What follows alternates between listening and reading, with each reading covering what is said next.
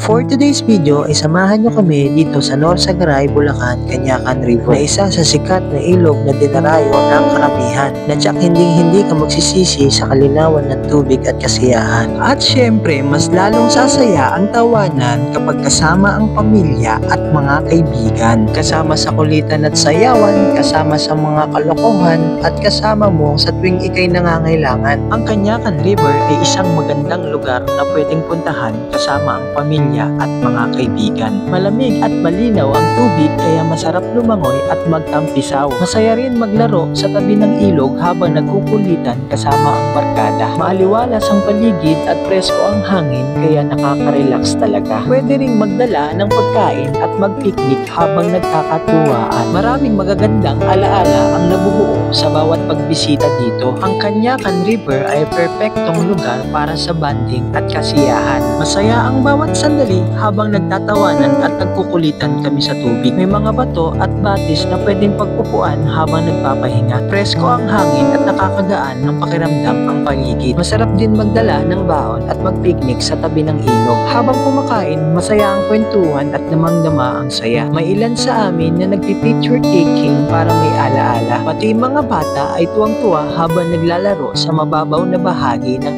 ilog. Ramdam ang pagkakaibigan at pagmamahalan habang magkasama kaming lahat. Lahat ay nakangiti at masayang-masaya sa simpleng bakasyon. Nakakatuwang makita ang ganda ng kalikasan sa Canyacan River. At bago kami umuwi, sabay-sabay kami naglinis at nagpasalamat sa masayang karanasan. Ang araw na iyon sa Canyacan River ay hindi namin malilimutan habang buhay.